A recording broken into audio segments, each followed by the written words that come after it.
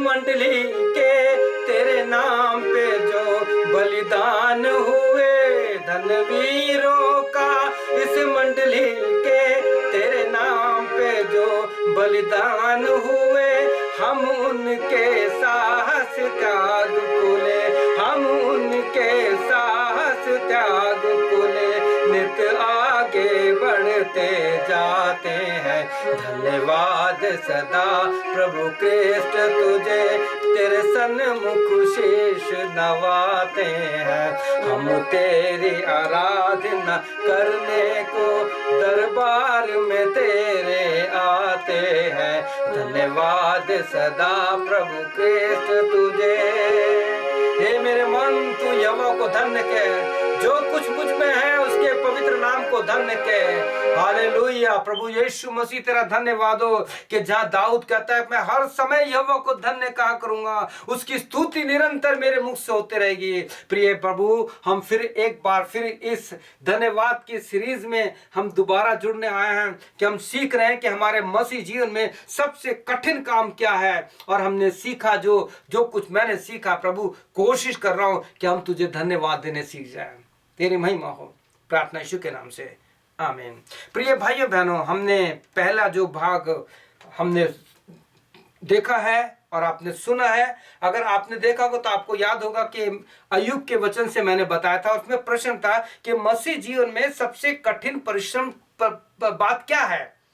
और पिछले दिनों मेरे सामने 12 तारीख को मेरे पास ऐसा फोन आया जब मैं इन सारी को रिकॉर्डिंग के लिए बहुत बेचैन था कि मैं कब करूं रिकॉर्डिंग। लेकिन मुझे 12 तारीख को 3 बजे इंडिया से फोन आया, जब इंडिया में 2:30 बज रहे होंगे रात के, मेरे भाई का। उसने जो समाचार दिया, उस समाचार को सुनने के बाद मैंने जानते क्या कहा? मैंने कहा प्रभु तेरा नाम धन्य है। मेरी मामी, जिसे हम बुआ कहते थे, बहन भी कहते थे, वो प्रभु के पास चले गए। उनसे मेरी फ़ोन पे बहुत बात होती थी। करीब 75-76 ईयर ओल्ड थी, लेकिन भरी चंगी थी। हार्ट का अटैक आया, चली गई। लेकिन उनसे मेरी फ़ोन पे जितनी बात हुई, वो एक ही बात कहती कि मेरा नाम लेके कहती थी, एक बार मुझको मिलने आ जा। तू फ़ोन पे बात करता है। उनको आत्मा में मैंने बहुत तैयार किया, उनको आधा घंटे बात करता था। अभी मेरे मामू अकेले हैं, उनके लिए धन्यवाद दे रहा हूं मैं प्रभु को कि प्रभु तू उनको संभाल, उनकी मदद कर। कि वो भी प्रभु जब अकेले हैं, जब दाऊद अकेला था, सबने छोड़ दिया था, तो दाऊद ने क्या कहा? दाऊद ने कहा मैं हर समय यहोवा को धन्य कहा करूंगा।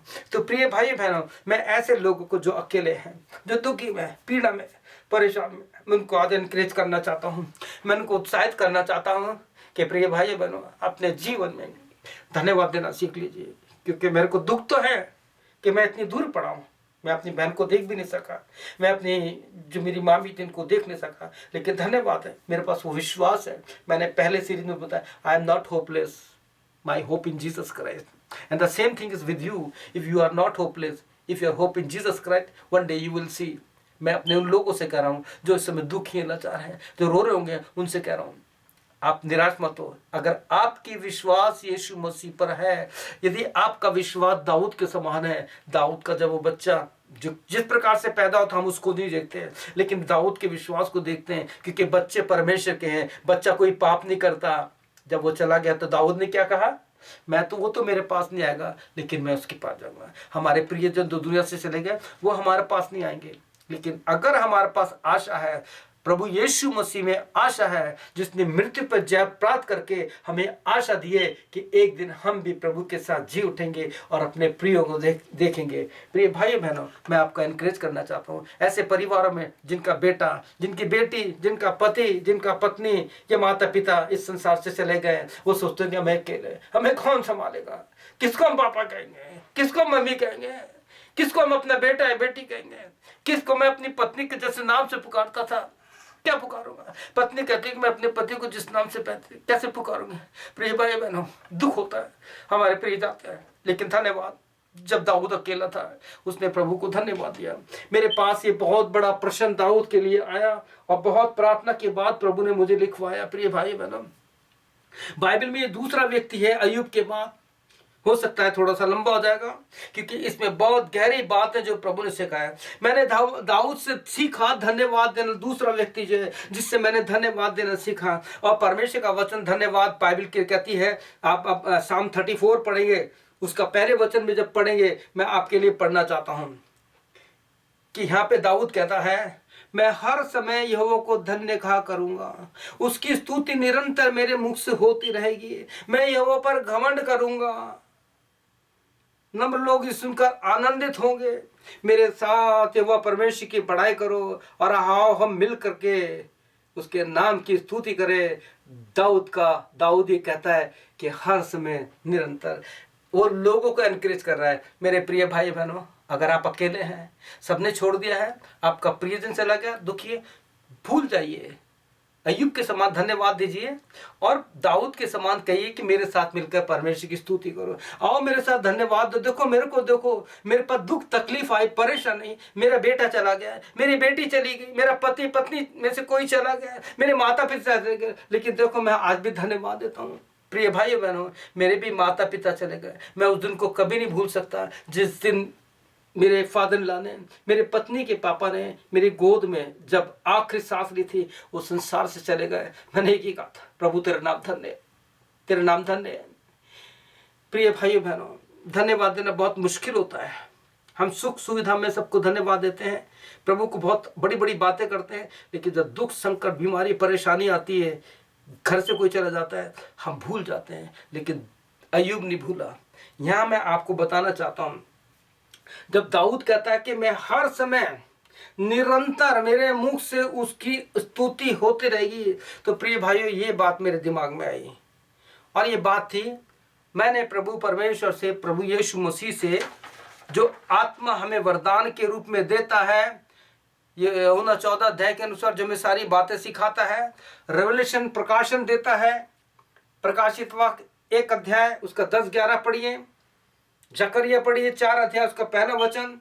अगर आपका और मेरा संबंध परमेश्वर की पवित्र आत्मा में एक है, मैं बार बार इस वचन को लोगों से कहता हूं, यदि आपका संबंध और मेरा संबंध परमेश्वर की आत्मा से एक नहीं है तो ऊपरी दिखावे से कोई फायदा नहीं है। क्योंकि पौलुस ने अपने अनुभव से बताया, जब पौलुस सारी धार्मिकता में ऊपरी रूप से बहुत अच्छा था, लेकिन अंदर खाली था, खोखला था। लेकिन दमिश्क के रास्ते पे जब उसकी प्रभु यीशु मसीह से मुलाकात हो गई और प्रभु का आत्मा उसमें आ गया, जितना पौलुस ने पवित्र आत्मा के बारे में अध्ययन दिया है शायद ही किसी ने दिया होगा। वही पौलुस कहता है 1 कुरिन्थियों 6:17 में कि जो परमेश्वर प्रभु यीशु की संगति में रहता है वो उसके साथ एक आत्मा हो जाता है। प्रिय भाइयों बहनों, आपको और मुझे परमेश्वर की आत्मा में एक होना है। और पौलुस के समान कहना है, मैं उसको more and more I want to know Jesus Christ. हमें प्रभु यीशु मसीह को और गहराई से ज्यादा जानना है।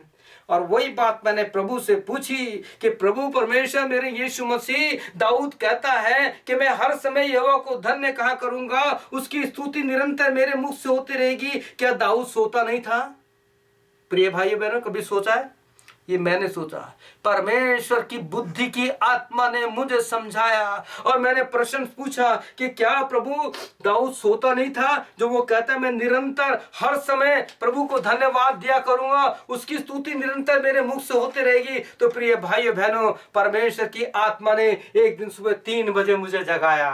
3 से 4 बजे का ऐसा समय जब परमेश्वर मुझे उठाता है। आप कहेंगे बहुत धर्मी पने की बात मत करो। प्रिय भाइयों बहनों, ये मेरा व्यक्तिगत अनुभव है, आपका भी हो सकता है। अगर हम परमेश्वर की आत्मा में एक हो जाएंगे, अगर आप कहते हैं कि ऐसा नहीं हो सकता, तो दाऊद झूठ बोलता है।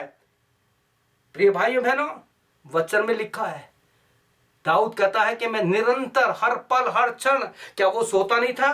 तब मैंने प्रभु से पूछा, एक दिन फास्टिंग किया, मैंने कहा प्रभु मुझे बता, मुझे चाहिए, क्योंकि जब तक मुझे पता नहीं लगेगा मैं इस धन्यवाद की सीरीज को आगे नहीं बढ़ाऊंगा। और प्रिय भाइयों, एक दिन सुबह करीब 3 से 4 के बीच में परमेश्वर ने मुझे उठाया और जब मैं प्रार्थना में था और पूछा, क्या प्रभु दाऊद सोता नहीं था? एक आवाज आई, यशायाह में भी लिखा है और आजम में भी लिखा है कि दाएं और बाएं से तुम जब मुड़ने लगोगे तो पीछे से एक आवाज आएगी, मार्ग यही इस पे चलो। परमेश्वर की आत्मा आपकी आत्मा से मिलकर बात करना चाहता है। और प्रभु ने मुझे बताया, हाँ दाऊद सोता था।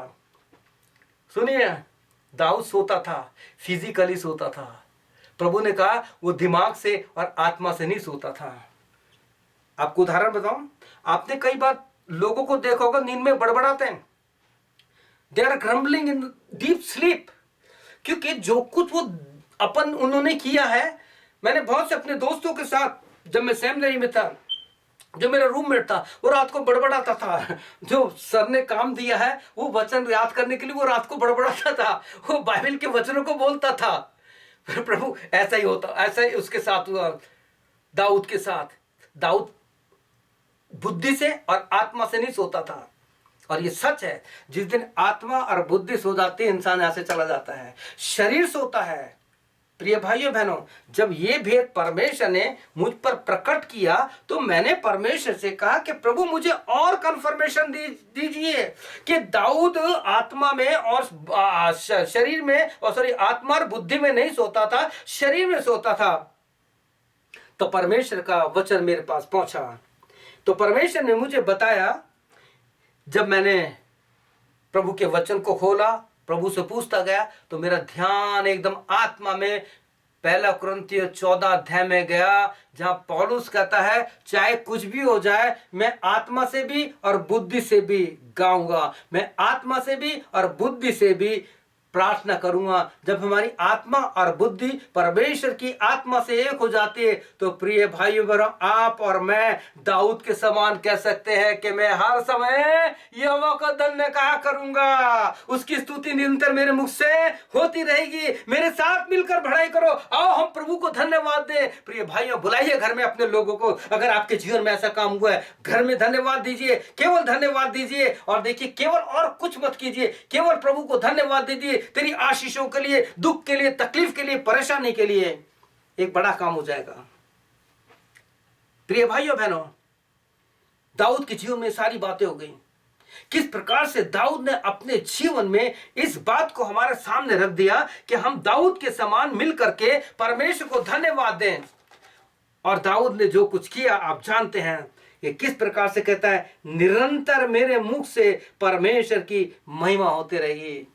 प्रिय भाइयों बहनों, क्या आप दाऊद के समान धन्यवाद देंगे? तो प्रभु के साथ एक आत्मा हो जाइए, क्योंकि आप जब प्रभु यीशु मसीह की आत्मा में एक हो जाएंगे तो आप भी दाऊद के समान कहेंगे, मैं हर समय अपने परमेश्वर यीशु को धन्यवाद दिया करूंगा, चाहे तो दुख है, चाहे तकलीफ है। अगर मेरा प्रियजन इस संसार से चला गया है तो मैं धन्यवाद दूंगा कि प्रभु मेरे पास एक आशा है कि one day I will see her, और उसको देखूंगा या देखूंगी। प्रिय भाई बहनों, कितनी सुंदर बात है कि अगर हमारे जीवन में धन्यवाद आ जाए।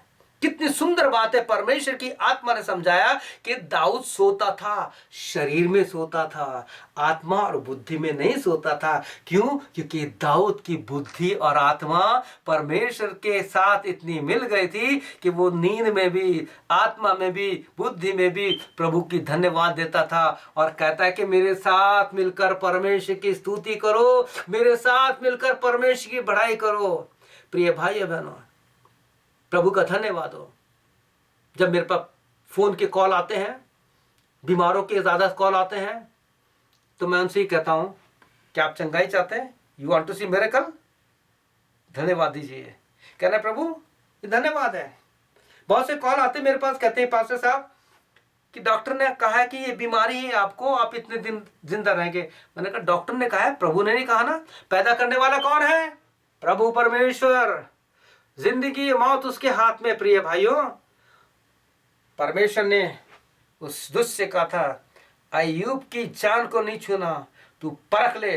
परमेश्वर आपके ऊपर विश्वास करता है। अगर आप पे परमेश्वर विश्वास करता है तो जब आप दाऊद के समान, जब आप मृत्यु की वादी में जाए, चाहे मैं घोर अंधकार की तराई में जाऊं, तो मुझे डर नहीं लगेगा, मेरे प्रभु का हाथ मेरे साथ रहेगा।